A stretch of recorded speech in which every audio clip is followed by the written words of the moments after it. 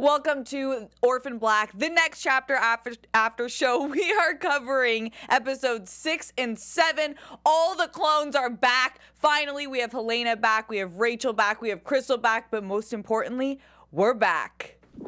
I'm Maria Menounos, and you're tuned in to AfterBuzz TV, the ESPN of TV talk. Now, let the buzz begin. Clone Club! What's going up, on, Clone Club? babies? We're back. We back.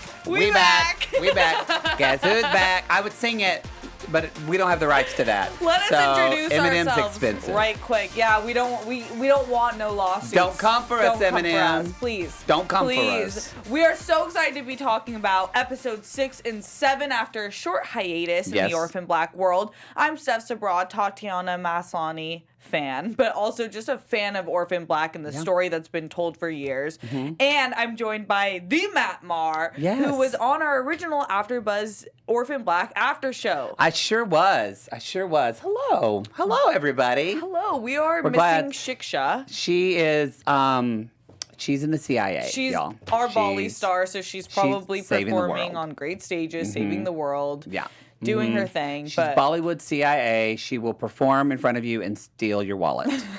we're what she hoping will to get do. her back soon. Yes. Anyways, we have so much to talk about. We do. We are going to pack this into one episode. Episode 6 was long. Episode 6 was long. It was a lot of stuff. Our notes are extensive. Extensive. And then after we cover episode 6, we will bleed into episode 7. Yes. We will hit our special segment, Oh, Clone, you did it. where we give that OMG moment of the episode. We'll combine it from episode 6 and 7.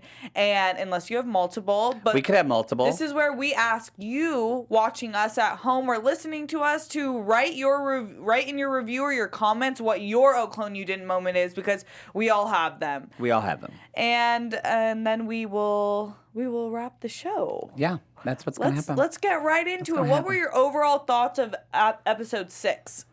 It was a plot heavy. It was like a lot of, it's kind of the middle, because this is going to be, 10 episodes, I think. So it's kind of in the middle. So it was like, kudos to the writer, because this was getting out a lot of information in this episode, and it was like an hour and a half long. So it was great. But basically it was kind of, I forgot I was listening to Orphan Black in some ways in this episode, because it's all out in the open now. It's so weird to me that it's all out in the open. Like, everybody knows that everybody's a clone, because for so years this show was kind of like, it was like a superhero that comes out about their super identity, when the show has always been about the secrecy, and now they're like, screw it. So it was like, what is happening? Totally. What about you? I thought this was a crazy episode to follow. It was so information driven, and there was so much development in the story, and I was like, whoa, we're going there. But I was into it, and I do want to shout out the title is What a Living World Will Demand, and it is by Helly Kennedy. And That's a pretty name. Yeah, narrated by Tatiana Maslany. And we always have to shout out Cereal Box, because they're the great people bringing us this content each and every week. Yes. And if you want to, if you're listening to this and don't really know what Cereal Box is, I don't know how you don't know. But I don't know how you don't know, but we have the link in the show notes. There's a bit.ly link that you will see. Basically, it's this story is continuing. It's an ebook. It's an audio book. I've read this 10 times, and I just noticed this is an ebook as well. But why would you read the ebook? You want to listen to the audio book. I'm not going to lie, I do. I do? It's just really interesting. I guess to see the words. Yes, obviously. Or read it along while she's... Exactly. Oh my gosh, that's what I'm doing. I know. That sounds wonderful. It opens up in a whole new world, because you hear her beautiful voice go into everybody's characters. Because I never know how they spell some of these names. I know. So there you go. So listen and read it, y'all. And it's read, again, by Tatiana Maslany. And all these episodes of Orphan Black, they can be downloaded through the Cereal Box app. And you can just visit that little bit.ly link or download the Cereal Box app. And episodes drop every Thursday. Holla! Hey, boss, holler at my Thursdays. Okay, holler. let's jump in, because this episode was crazy. We open up, TMZ is in the house, baby. TMZ is in the house. Sally Winters. I love that name. Sally Winters. Waters. That just sounds like a drag queen, I doesn't just it? know she's on Fox just dragging everyone. Like, yeah, Charlize Theron's going to play her when there's a movie. There's going to be prosthetics. Sally Winters. The whole thing. But yeah, she's introducing this story because a package has been mysteriously dropped off that outs all the clones. And which was Kira, right? I was under the impression it was Kira. Do we not know? Give me your thoughts on that. That's what I think as well. Because the episode before, we ended where Kira and Charlotte decided in their code that this was going to be released, and then this followed it. So I think we're safe to assume that. But I just realized it hasn't. I just assumed, and as we're talking about it, I went, oh wait. Yep. Oh wait, we don't know that. So that could be somebody else. Yeah. But it's obviously not. It's obviously not any of the Sestras, and because they are all surprised by it. So yeah, they're not happy. Wow, the mystery goes deeper. Yeah, I love that. Like we're starting to see. They described like there was a Scottish clone with like green spiked hair. Yeah, and poor thing gets doused in bleach. I hate hateful people. That happens in the world, y'all. It does. It does, and I love that Orphan Black finds a way to relate this story to so many bigger issues going on in the world right now. And you see it within the Sestras. Well, yeah, because there's this whole organization we find out called 46 Pure, which kind of reminds me of the Purebloods in Harry Potter. Absolutely. Who's with me, my H. Potter I'm fans? With you. What? Gryffindor. I'm in my Slytherin attire right now. Are you a Slytherin? Have you been? Gotten into both, but I have made peace with the fact that I am a Slytherin. Yeah, Slytherins are great. Yeah. I was a Gryffindor / could be a Hufflepuff, but more Gryffindor. Absolutely. I'm very loyal, though. I'm very loyal, y'all. And I like to eat. I think Hufflepuffs like to eat. Anyway, so 46 Pure, y'all. But we kind of hear about this organization, and that said, I don't know. Sometimes, like, this is what Orphan Black does a lot. Everything is used, but then every once in a while they'll bring up little things that you think is going to be a big deal. And I'm like, are they saying that just to distract me? Like, that's just the noise? Because I want to ask you, like, we kind of hear about this 46 Pure that is basically, they're this organization, they don't like clone anything. They don't like anything biologically tampered with. But that's all we hear about them. Like, we don't hear about them for the rest of the episode. We don't hear about them episode 7. Yeah. Do you think they're going to be related to something else? Or do you think that was just, you do? I do. I think it's too strong of a writing team. If they don't relate it, it could be different because when I'm listening to an audiobook, I think every line has an integral point. Mm-hmm. But it could just be world building that it is deeper and there are people more aware that there is something going on and clones could be happening. So it could be in that sense just a detail to show that people are there are hateful people that don't want this to exist, and it could be just that.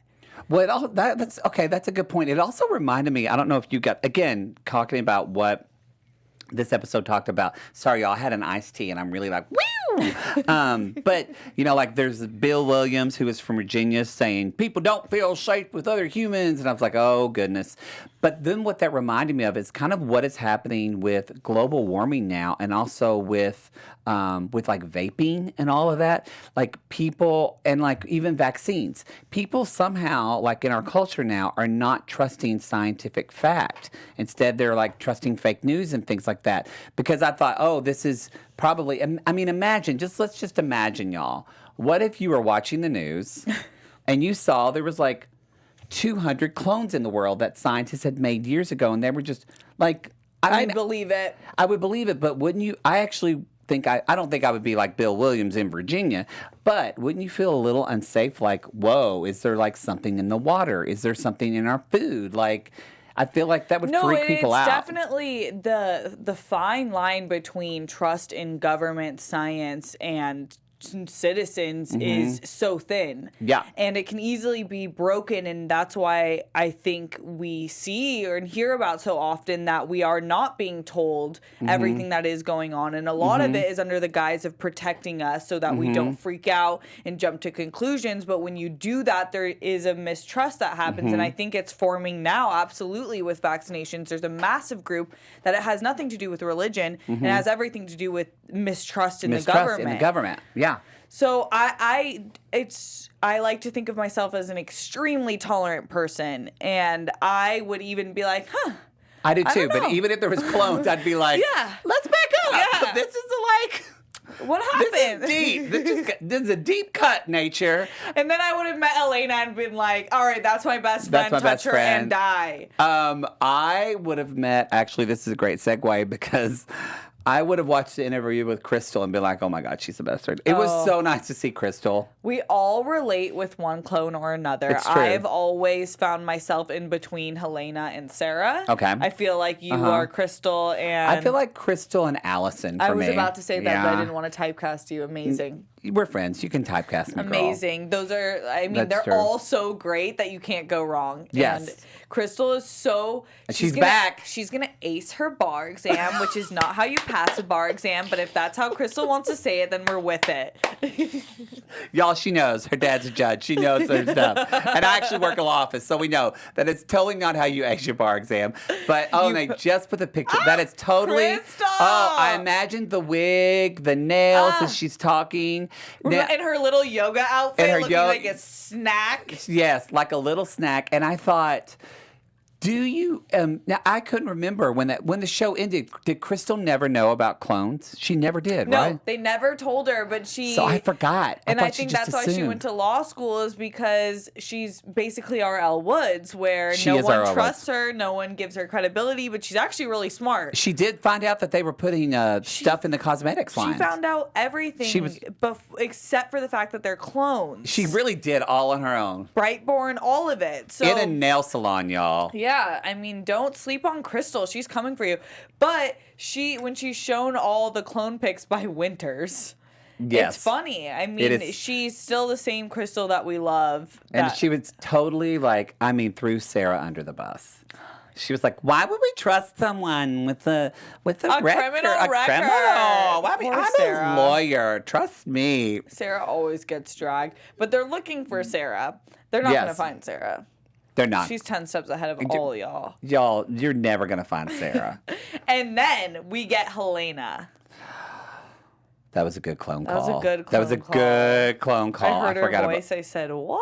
By the way, I just have to go back. Favorite line when Crystal says, sex toplets. What do you mean? That was great. So good. So smart and so not. But yes, Helena, it was so comforting to hear her voice. So comforting. Wasn't it? Yeah, except she obviously knows something's wrong and she wants to be with the sisters as well. So this is a dark time for my sister. Like, come back. That's not a good Helena. Who gave you the permission to do a pretty good Helena? Oh, you thought that was pretty good? Yeah, I did. Oh, thank you. Thank you. Wow. It's the iced tea talking, girl. Matt. Just call me Tatiana Maslany. Bust down, Tatiana, bust down. That's stupid. I'm stupid. No, but we find also, I just want to shout out because I thought it was interesting. We find out there's a Tamiko. This is a little bit before the clone call, but Tamika Nakamura, who's does famous in fashion in Japan. There's Joanna Moore, who's like a gym teacher. There's Ann Gentleman, I guess, who's a barista in Oregon. And then and then that's when Sarah comes up too. But yes, Clone Claw. Helena, we just know that she's on the road at first. With her two boys. With her two boys, which I'm excited to see them. It's a dark time. And of course, it's kind of everybody, I feel like here, goes back to who we know. Like, Helena's like, I'm coming back to take care of everybody. And Sarah's like, I'm out of here. Yeah. Like, I'm leaving. Yeah. Yeah. Do you think that's a smart decision at this time? I don't know. She always does that. I don't know what the plan is in terms of that. We see a little bit more in episode 7, which we'll get to. Yes. But in terms of episode 6, we also get we get more information on Davis and his wife, Rhonda. And he's the director of Scientific Vanguard. Yeah, so he's not too massive of a part other than he is involved somehow, and Rhonda knows nothing until this episode because he would have disappeared, which means they're working with some big guns. Which I think we're finding out that he is a part, y'all, if you didn't get this, he is a part of the Boston Project. So And so this is my I'm saying this like I know what I'm talking about, but I'm also saying it for you to check me because it can get confusing, especially this episode. No, there's a lot of characters introduced in this episode. Yes, there was a lot of scenes too. So like so he was part of the Boston Project, what it calls. They meant to kill the clones, but if it's my understanding, Sturgis gave them a different virus that wouldn't kill them, but that just made them really sick, and he wasn't giving them the information to kill them. That's what's in Sturgis's armpit hair, right? Yeah. Okay. Yes. That's just what I want to. Okay. Yes. And so, but we did find out. I think this is the first time we hear the name of the bioweapon. It's called Tag. Yeah. Right? It is. You're it. Definitely. You're Isn't that a cute little name? Cute. Just a bioweapon. Just Tag. Tag. You're it. You're it. She's nuttier than a fruitcake. I loved it when she said that. Blasphemous. So, well, I feel sorry for Rhonda. Bless her heart. I know, but she's cheating, man. I know, but I think it's well deserved. I'm like, get that D, Rhonda. Relationship, yeah. Get it when Alexander's horrible. He probably put her in a drought, and she needed to seek outside. He's probably not attentive in bed. He's selfish. Yeah. It's not good. Look at us making judgments, but but I judge you, Alexander Davis. Rhonda told us. So, but we also a big deal, and this is the first time I think we found this out that the Canadian, now again, and I might be confused, but the Canadian government is behind Tag. Is that what they're leading us to believe? I believe so. And so, yeah, Canada is like making a bioweapon. That's a big deal. Canadians don't do that. They're so sweet.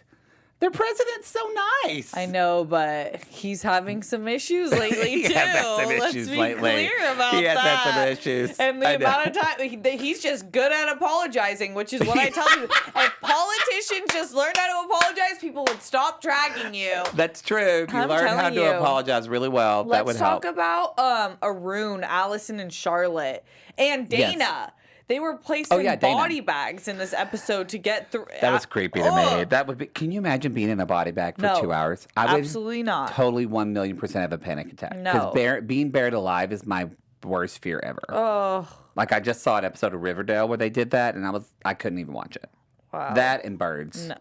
I'm terrified of birds. So, Charlotte, there's two big things that we get out of this scene. Yes. Charlotte is clearly infected. She has a really bad fever, but Dana is feeling better. She's immediately like, because the last time we saw her in the hospital, she was kind of like, sick. And so now she's like, I took Robitussin. She I'm said better. the fever lasted a few days, so I don't know if it's something that comes every few months in waves, but they get Delphine on the line because that's who they're hoping can help. I got a little worried though because the group of the other cousins, as they call themselves, we don't know if they're not directly they're related, but obviously they're not the same like Lita line. So I'm like, what if there's a genetic difference that like is different, and then so like what if like the what fixes clone her doesn't fix her? Yeah, I'm worried. Don't know. I worry for it. I feel like they could throw us a loop. They definitely could. It's Charlotte's Orphan Black. not gonna die. No, oh my gosh, I would die. If Charlotte died, oh my gosh, we will ride at dawn. Art, yeah. Okay, a big moment. Yes. Vivi and Dana are cousins. Yeah. Vivi and we learn way more about her. We find out. She was like violent and just like a bad kid, probably because she was freaking confused. Because she's Sarah. Yeah. She's Sarah. Yeah. But so we realized that all of those visions and imaginary friends she thought, which is what was we real. thought. We thought that. We thought that. We thought that. So Shiksa didn't. She said it was. I'm kidding. Arun and Vivi, are we safe to say they got down? I kind of gathered that. I got that too. Who knows? You know what? You're stressed out. You're stressed out. You're chasing things. You haven't showered, so you're feeling gross anyway. You just want to feel beautiful and like you just want to relax. It's just this is what happens in every 80s action movie. Halfway through, they have to have sex just to like clear their heads. I love you. We're on a mission. So Vivi, I guess, spent her whole life in a mental illness facility. Because they said that she was sent away when she was 6. Yeah, so that's why she's now become a master at playing different people because she doesn't really know who she is, and she's committed and devoted her life to becoming an agent, basically. Yes. And now is having this existential crisis, which we thought was going to happen when she saw all the photos in episode 5. So that was pretty interesting to see. It was interesting too to me, or not interesting, but it was entertaining that. Because I forgot. I literally, when I was listening, I went, oh no. I forgot that Allison didn't see all this initial news. So when the whole thing of Allison turning her phone on and all the texts blow up, and then she's like, son of a Baptist preacher. I love that. Allison's the one that's like, please, let me just have my crafts in peace. Like, why are you blowing up my spot? We're going to talk about it, but in episode 7, we found a little bit more about Allison. We're going to talk about that top to bottom club, y'all. That's all I'm going to say. That's all I'm going to say. That's a little teaser. But yes. Let's wrap up episode 6, though. We get Jay confronts Art, and Art lets her know basically everything because he had to at this point. Priyanka. Yeah. Yes. Well. Yes. Yeah. Jay. Yes. Jay. Basically, and that was actually. I feel like out of all the characters that I liked before, but now I just have such sympathy for and love. They really made me love Art over this. Oh, I love. And like his bond with Charlotte, just the way he said it, or the way Tatiana read it when he was like, "She's my daughter. This is why I'm protecting her," and. Again, it was. I feel like everybody is kind of a thing that was parallel. Is nobody feels safe where they are. Where Art and where I always say her name wrong. Jessica. You know, she just like call her Jay. Yeah. She like thought her life was this, and now she's like he says. I love that line where he's like, "Welcome to the clone club." Like her life's turning 180, and like Vivi when they were talking about before, like Vivi, you know. Again, like you were saying, they told her that she had multiple personality disorder. Like, she thought she had a mental illness. And here she's, I love that image of, like, her riding a train and she sees her reflection in the mirror and she knows that, like, the only way she can kind of save herself is to get a hold of this bioweapon. So it's like, I feel like her, and then Sarah wants to leave. Yeah, now willing to sell out the weapon for her safety. For her safety. Ugh. And then we get like that goes into like with Kira and her story where she thought she was safe in her little cupboard closet in this scientific institution. Now that's not safe. Like everybody has to like leave the Let's talk safety. about Kira. Yeah, let's She's talk like about a Harry Potter or the Harry Potter. She is. Can I just drag her a little bit for drag her for getting her? She's trying to find out more about her genome under the name of Mira Canning. So you changed 2 letters and you think no one's going to know who you are? Oh, that's why it said, okay, well, I'm from Oklahoma. I was like, that was good. I was like, Mira Canning, where did you come up with that? Kira Manning! I didn't even get that! Matt! You would not survive a day in the CIA. I know. I would be. That's amazing because clearly we're seeing a little bit that in a way she is like her mother, but in a lot of ways she is not like her mother because Sarah, she was much better at that. Before we get into episode 7, and we'll talk more about Kira because it started with a really heavy scenes with Kira. Yeah. Fee is here. Oh, he's back. I love Felix. I forgot Felix and Colin. And they're still together. And with Art. I love that it's just the best. And so they get Nathaniel Sturgis's body and obviously want to inspect it, and they have a hookup at the morgue. So can I just tell everybody too, as a gay man who's in his 40s or at 40, I just turned 40. There is that, like, if I wear leather pants, I've been with my boyfriend now for 5 years, so I'm like, is he going to look at my ass? Like, you get that. Like, I feel like straight men don't do this, but I feel like women and gay men do this. And so I listened to that part, and I got teary because it was like, oh, this hits close. So, like, at the end where he noticed Colin was looking at his ass, I was like, yes! First of all, I still got it. No one gave you the permission to look this good. It's all bronzer, y'all. I beat this face before we started. It's all, I'm like this. But no. I love that. But I love that it was another slice of like, of just like you said before this started, you said, can I just say that, is it okay for me to say this show is so like queer affirmative? And it really is. And I love that it shows like a lot of times people think of, especially gay guys, it's like young, pretty West Hollywood guys. And we don't talk a lot about like gay men and the aging process and just getting in relationships. And I love that they gave such a human experience that everybody relates to. Oh my gosh, I love it. I think Orphan Black does such a good job of not stereotyping groups of people and rather telling the story of people. Yes. And well, 1 million, that very well said. Thank you. But I just love Fee, and I love that he's still with his man. I know, still with his man. Cute, and they find that we knew about the white hair, silver hairs in his armpits, but no one else did, and so obviously that has a lot of information. Exactly. So let's move to episode 7. Yeah, because Kira and Emily go chase Dr. This is Bai. another kind of, I'm Dr. going to Bai make goes assumptions. bye. Bye. Yeah, Dr. Bai, and then we have Soltaire, who originally we were introduced as kind of a villainous character. How do you say his name? Because did you read that part yet? Soltaire. Because I spelled it Softail. I didn't know. Soltaire, maybe. No, I believe you. I believe you. Oh, it's Soltaire. Soltaire. Okay. He's the one that looks like Santa Claus, right? He's the one who's covered in mosquito bites and blood. Well, yeah, that's at the end, which we think is mosquito bites, but we're going to find out. Yeah. Maybe not. So, so they see that that's at the end of episode 6, and they go and they see this man's going toward them. They feel like they have a gun. And so episode 7, just to kind of talk about, let's just talk maybe about Kira and Em, since we're talking about them already. I felt like this was, it was, first of all, the audio was real. Y'all, if you haven't listened to this, if you've read it, I do recommend reading along with the audio just because it was really great sound effects with like the car screeching and stuff like that. And they were driving off the road. It really helped paint like this picture. And then I feel like this moment for them was just not a lot of action happened for them, where this was just kind of like, honestly, their burgeoning lesbian love story that began. I feel, you know what I mean? And that 100%.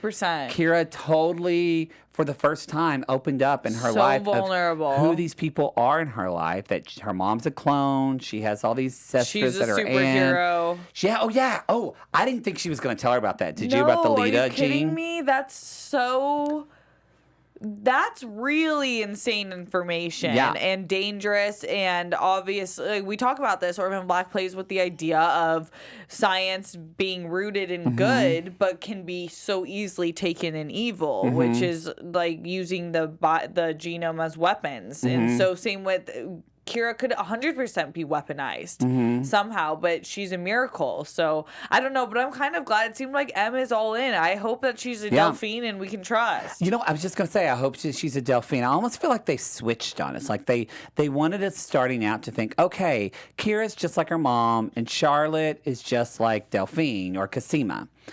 Totes not true. I actually think the more we're learning, Kira so much is this more of this Charlotte character, and I actually think Charlotte because Charlotte went into that hospital room like she is ballsy. Yeah. Where and point made, like she's more like Sarah, because like the whole thing, like when they at the end of episode or when they go to like get a sample from in episode 7, they do go back because they realize they need to get a sample of Softail or whatever his name is, because this is important to know if you didn't get this. So basically, there's little Charlotte.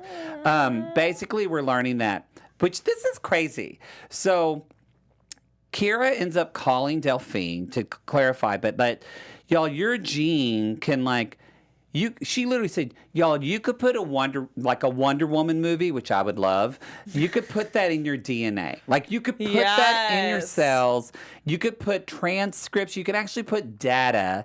And the thing about Orphan Black, that was so cool. They don't put stuff in there that's not true. Like it's all so like. We don't have the writer on it, but we'll talk to other writers, and maybe we'll talk to this writer again, because I want to know, like, where did you find that out? Like, yeah, that's a how great did you know question. this? Like that, because that is cuckoo. And so, but they're going back to take DNA from Softail. And Softair, and I'm butchering it. But I love that this is so not Sarah, where Emma's like, but wait, we can't take some of his hair without asking him. That's an unsolicited sample. And I thought Kira was going to be like, who cares? And she was like, you're right. And I was like, Sarah Manning or Charlotte would have been like, F that. I'm cutting your hair. Sarah would Sorry never. about it. Yeah, Sorry. Sarah's like, I have to. They're Sarah like, sorry. does what she needs to do to get the job done. She is the definition of grit. And so I love that they're just showing this. It's a great point, Matt. Kira really has this whole like do-gooder superhero. I want to help change the world, which is much more Charlotte than Sarah. Sarah just wants to like drink beer and like Sarah just wants peace. And I think that they showed that again. That was I can't remember now if this was in 6 or 7, but I think it was in 6 maybe, where they talked a little bit about the years Sarah's had therapy and like she's had therapy and just now like was getting over the PTSD of Neolution and dealing, which I'm glad that they talked about that because all the stuff Sarah went through, that had to be horribly, horribly, horribly traumatic. So for them to like show that she just didn't get over this, but they actually worked to try this and how this is all kind of triggering for her again. I just thought that was nice too. Yeah. Sorry, I jumped around a little bit, but I thought that was interesting. I think that perfectly wraps up the Kira and Em storyline. Yeah. They're on a mission. Get some hair. They get some hair. They're definitely finding out. They're leading a lot of this investigation. Exactly. But let's talk about Rachel. I knew you were going to talk about her. She is the Miranda Priestley of this show. I swear, but it's so funny. That is all. That is all. She's working in a cubicle, but she is coming for in a cubicle on the night shift. Yeah, eating a protein bar. Crazy. Y'all, I've done that. It sucks. I did it though in my 20s. So we really see that like downgraded. It's like a fall. I guess that's a fall from grace, but it seemed like I want to say she chose that life, but first of all, it was super, super interesting. You know, so much of Orphan Black. I don't feel like we got into the mind of Rachel a lot. So to hear her own thoughts and her opinions of things, and like she said, and they annoyingly call themselves the Sestras and all that, how she still is not for that, was interesting. But I think that this was a choice she did for safety, but again, and then we'll see how. Also, because if we remember at the closing of Orphan Black, the series on BBC, she had kind of accepted the deal. Yes, and she gave them the list. And we didn't know if we could trust her, but apparently she followed through. She followed through. But I love that the first chance that this girl has to like be famous again, which honestly, from a PR perspective, it's really, really smart because I think, what do they call it? Like getting in front of the narrative. Totally. Getting in front of the... Yes. That's what Rachel totally did. I've always known what I am. And you always... Yes. And I want to know if she's... And we don't know. Is Rachel doing this and like basically talking about her resume, how she's the most qualified person to work on it, to like get a better job? Is she doing this for, maybe it's 50-50, but is she doing this to like control and like be a big dog again? Or is she doing this as a way to protect the rest of the clones? Like, we don't know. Like, she could be doing this in a way of like, I want to help my clones. And or maybe she's like, F them. Yeah. I don't know, but I think they need to pair with her. Because, what do you want? Yeah, okay. Because she is really smart. I mean, she really ran smart. Dyad and infiltrated it like no other. Oh, yeah. And she could do that. And she has such command that when she wants to, she can take over the narrative. Yeah. And right now it doesn't look good because TMZ is dragging them. Dragging them, making them look like weirdos. Because first of all, you're clones. Second of all, they're saying that you murdered multiple. They're saying a lot of the clones have criminal history. That's not good. Which reminds you, again, I love that parallel because that's like what uninformed people say about like immigrants and there's more crime. Y'all, that's not true. Sorry, not good, but that's not real fact. So stop reading Breitbart. So anyway. Sorry. No, it's so true, and I think they do that purposefully. They did a great parallel. Yeah. What were your other main points of episode 7 as we wrap? Yeah, other than, get to the ending. So we're going to talk about Vivi and Priyanka, but y'all, so Delphine now has this whole like little home base, like a lab. Thank you. She has a lab in her house, and so they're like scanning. So because Art, and then they go and Felix, they come back. There's actually a really good like I really love. So they come back to the house and they're giving them the hair and all that kind of stuff. And I love that there's this good scene with Delphine and Jay, who's like, Delphine is like, I'm not going to help you unless you tell me where my wife is. And Jay was like, well, I can't tell you unclassified information. Again, Art and everybody just kind of looks at her like, girl, please. Like, you're in the clone club. Like, just give it up. So she tells them that basically she knows that it's not Drake, or I'm blanking on the name. She wants to know it's the doctor who's in the end. I'm blanking. But the doctor who kidnapped Cosima. She knows it's him, but she doesn't know why. My notes are so extensive, I can't. No, it's fine. I want to say Drake. It's not Drake. But she knows that he wants that he kidnapped her, but she has no idea why they kidnapped Cosima. And so... Anyway, what is interesting to me, Greg. It's Greg. His name's Greg. Yeah, Greg they something. think Kurtzman, right? Kurtzman, yes. Kurtzman, because Kurtzman worked with Delphine in that meeting room and thinks Delphine she's on the disclosed. board. Yes. Yeah, so that's why she's like, have I been getting punked this whole time? So I love that scene. And then I'm getting to where the discovery between Art and Delphine. But in the midst of that, too, we also get this great scene of Sarah and Fee. And so this is our first Sarah and Felix scene. It's the best. And I love that, again, it goes back to, like, bless Sarah Hart. She goes right into the, like, I'm this terrible mother, and I shouldn't have kids, and all this kind of stuff. And Felix is like, girl, no. You're a great mother. Like, Kira is, and then I love how he's like, Kira is way better behaved than you ever were.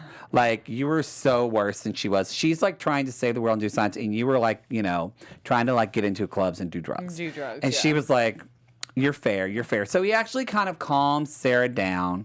And then, but the big deal is then we see, we see Art and Delphine, and I believe Donnie is on like a clone call. They're analyzing the hair, and they see that it's actually a geographic location, like a GPS marker. Mm-hmm. And it's a GPS marker to a place called the Top to Bottom Club. And it's get into it, Matt. It's a sex club, y'all. It's a sex club. I'm kind of thinking it's going to be I thought it would be a gay sex club because it's called Top to Bottom. Yeah. But apparently it's not, because Donnie says that he and Allison toured it. And because he knows that not only is it a geographic location, but it also has a locker number on it. And I love how Delphine was like, how would you know if it's a locker? And Donnie's like, well, because we took a tour there. But he was like, but we didn't go to that club. We went to like some other club called like called Illusions or something like that. Exactly. Cue the porn music. Why waste your time? You know you're going to be mine. You know you're going to be mine. Top, bottom. So anyway, they go to this club. We didn't have the rights to that song either, but it's cheap. So it's royalty free, baby. Royalty free. There we go. And so anyway, they leave us hanging that they're gonna have to go, and then I love that Art says, well, because Donnie was like, that's such like a kind of tawdry lowball club. And I love how Art said, well, hope you don't mind going back there. So I'm hoping that I would die if it is, you know what? I'm going to save that for my prediction, actually. Okay. So anyway, so that's what we find out. And then let's talk a little bit about Vivi and Priyanka and Cosima. So first of all, I mean, the big deal we find out is, basically we find out that Cosima's been taken. Cosima's been taken, but also, and she's having these beautiful, like, really sweet dreams of her and Delphine, like putting on stockings and having sex and love. They just want to have a nice lesbian love. Y'all. And so she wakes up and she's in prison, and Kurtzman comes in and like it's like doing really bad guy puns, and Cosima's just literally laughing at him. But then all of a sudden he walks in, and there's also animals and stuff where Cosima is, and all of a sudden we see these swarm of mosquitoes again, like we saw in the cabin. But y'all, this is where you find out those are not Cosima, they're drones. Yes. They're drones. They're little bitty drones that look little bitty needles on them. And this is what I love about Orphan Black, because they take something that seems so crazy, but my brother does drones back in Oklahoma, like he does drones with the police and fire department and searches for lost kids and stuff. But this is real. They are making little bitty drones that can do this kind of stuff. Dr. Bai and the whole gang. And so, anyway, long story short, Vivi and Dr. Kurtzman comes back in the room because, Vivian then broke in.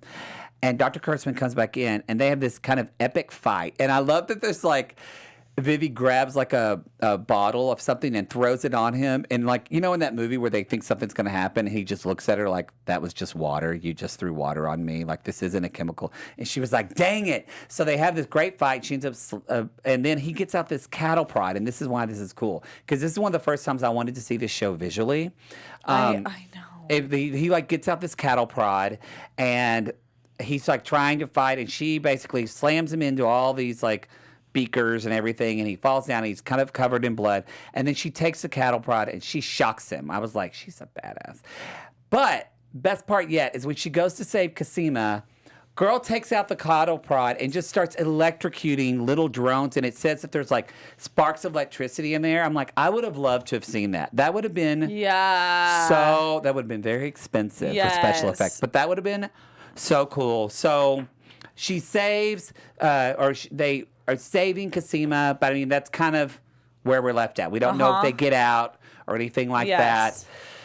I'm exhausted. Crazy. That was so much. That was so much. No, and I think that episode was a lot. So I'm glad you broke it down like that because it's true. There was so much happening from what we left off with Sauveterre and then Dr. Bai and all these different parts. And then we thought they were mosquitoes with their droids. I love that little twist. And it's one of those things again where you don't know who's good and who's bad. You don't know who's good or bad. Like crazy. I mean, obviously we know Kurtzman is bad, but we still know like Jay is trying to be good, but she kind of waffles. We don't know if M or Emily is good. I feel like Jay is good. I feel like Jay's good. I feel like M could maybe be Shady McShady. No way. I think it could still happen. Maybe. I know. We just don't know. Maybe. We don't know. We know. I think Dana's good, obviously, and I think Arun. Do you think Arun's good? I think he's good too. Arun's good. He's too intertwined.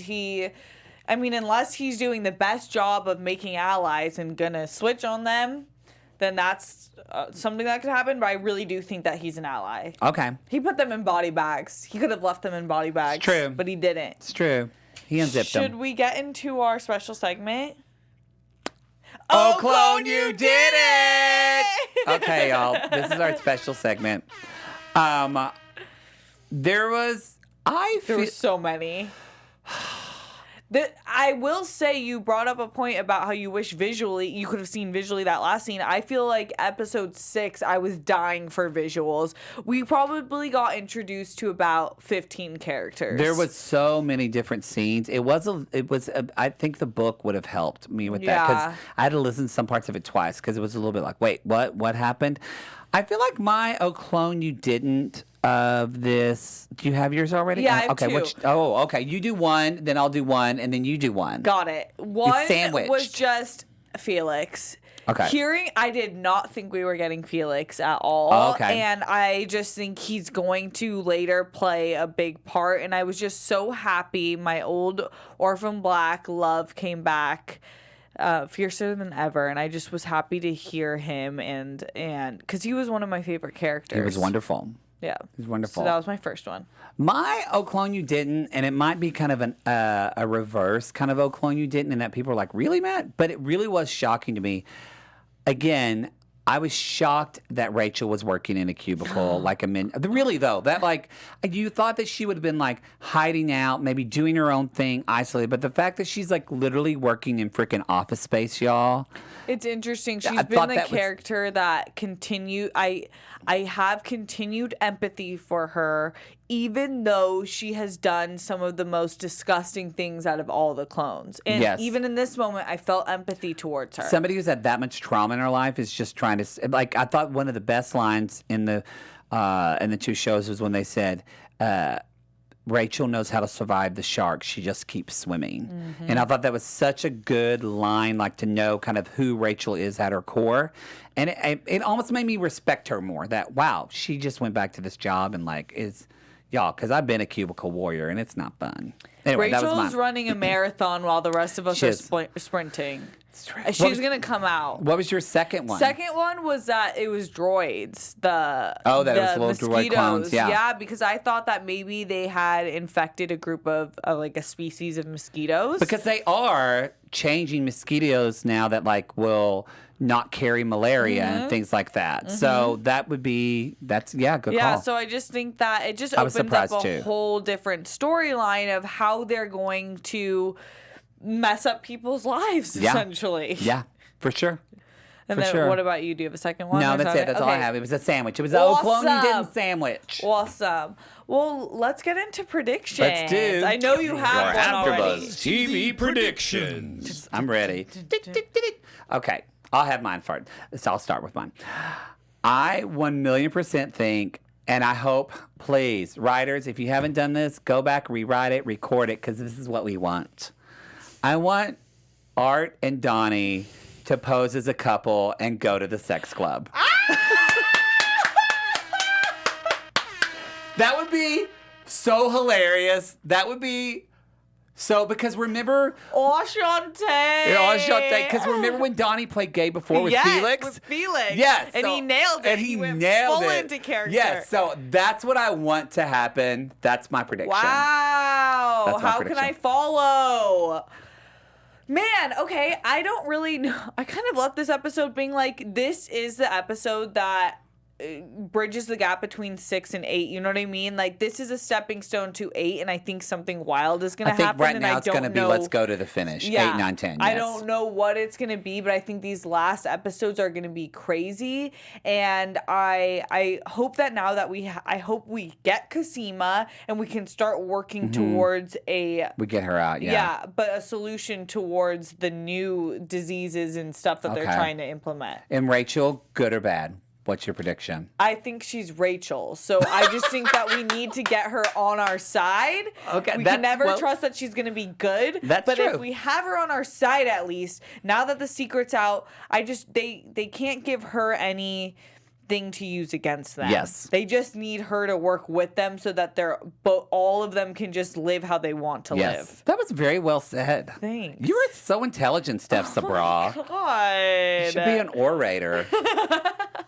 I love you. too. And we will be back next Tuesday to break down episode 8, and hopefully we will have more of the writers on in the next few weeks. We're really Yes. excited to get that Yes, going. yes. In the meantime, where can our Clone Club find you? Y'all, you can find me at the Matt Maher, 2 T's, 2 R's, all on. That's my social media. That's my Twitter, my Instagram. I do a podcast called The 90 Day Gays. If you're into the 90 Day Fiancé universe, check it out. I love that you do that, and I love the fun. name. I'm Steph Sabra. You can find me on Instagram and Twitter at Steph Sabra. It's been so much fun, Clone Club. Until next week, much love. Our founder, Bye. Keven Undergaro, and me, Maria Menounos, would like to thank you for tuning in to AfterBuzz TV. Remember, we're not just the first, we're the biggest in the world, and we're the only destination for all your favorite TV shows. Whatever you crave, we've got it. So go to AfterBuzzTV.com and check out our lineup. Buzz you later.